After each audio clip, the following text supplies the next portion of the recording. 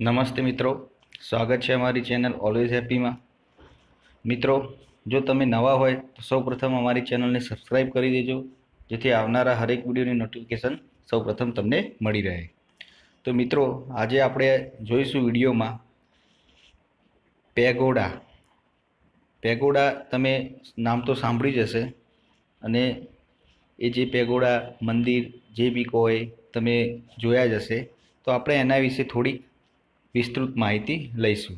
Pagoda વિશે થોડી વિસ્તૃત માહિતી લઈશું કે ભાઈ એની બનાવટ કઈ રીતની હોય છે, એના વિશેની શું માન્યતાઓ છે, કઈ જગ્યાએ વધુ જોવા મળે છે, કયા દેશમાં વધુ જોવા મળે છે, તો એના વિશે થોડી વિસ્તૃત માહિતી લઈશું। તો ચલો મિત્રો, હવે આપણે જોઈએ પેગોડા વિશે। તો મિત્રો, અમે આ થોડીક માહિતી એકઠી કરેલી છે પેગોડા વિશે, તો આપણે જોઈએ પેગોડા વિશે।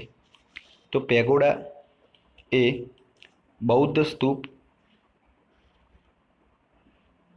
જ સ્વરૂપ છે। ભારતમાં ભગવાન બુદ્ધ કે બૌદ્ધ ધર્મના જાણીતા ધર્મોપદેશકના શારીરિક અસ્થિ પર બાંધવામાં આવતા સ્થાપત્યને સ્તૂપ કહેવાય છે।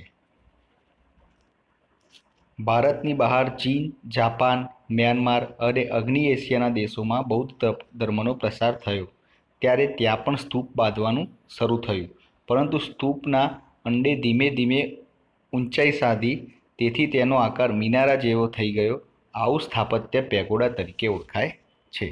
તો શરૂઆતમાં એની ઊંચાઈ નીચી હતી અને એને સ્તૂપ કહેવામાં આવતો હતો, પણ ધીમે ધીમે એની ઊંચાઈ જેમ જેમ વધારતા ગયા તો પછી મિનારા જેવો થઈ ગયો, અને એવા સ્થાપત્યને પછી પેગોડા તરીકે ઓળખાય છે। પેગોડા 3 થી 15 માળના હોય છે। તે પથ્થર, લાકડા કે ઈંટોના બનાવવામાં આવે છે। તેનું ભોંયતળિયું મોટું અને ઉપરના માળનું ક્ષેત્રફળ ક્રમશઃ ઘટતું જાય છે ધીમે ધીમે। તેના દરેક માળને કોતરણી દ્વારા શણગારવામાં આવે છે। તે ચોરસ, ષટકોણ, અષ્ટકોણ કે વર્તુળાકાર બાંધવામાં આવે છે। તમે જોઈ શકો છો મિત્રો, અહીંયા ચિત્રમાં આ વર્તુળાકાર છે, તો આ થોડો અલગ આકારનો છે, તો એ રીતે અલગ અલગ આકારના હોય છે।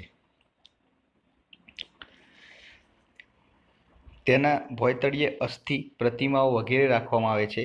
તો એની જે નીચે જ ભોંયતળિયે અસ્થિ અને પ્રતિમાઓ રાખવામાં આવે છે। ચીનના લોકોની માન્યતા અનુસાર પેગોડા બાંધવાથી સુખ અને સમૃદ્ધિ વધે છે। ચીનમાં મોટાભાગના પેગોડા અષ્ટકોણ આકારના હોય છે। જાપાનમાં સામાન્ય રીતે લાકડાના પેગોડા જોવા મળે છે। રંગૂનનો સ્વે ડગોન પેગોડા સૌથી પ્રસિદ્ધ છે। પેગોડા મ્યાનમારના સ્થાપત્યમાં મહત્વનું સ્થાન ધરાવે છે। સ્વે સાન દો નામના પેગોડા અત્યંત કલાત્મક છે। તેના પેગાન નામના શહેરને પેગોડા નગર કહેવાય, એટલા બધા પેગોડા ત્યાં આવેલા છે મ્યાનમારની અંદર। તો મિત્રો, આ થોડી માહિતી એકઠી કરી હતી પેગોડા વિશે। જો મિત્રો તમને અમારો વિડીયો પસંદ આવ્યો હોય તો વિડીયોને એક લાઈક કરી દેજો અને અમારી ચેનલને સબસ્ક્રાઈબ કરી દેજો। ચલો મિત્રો, જય હિન્દ, જય ભારત।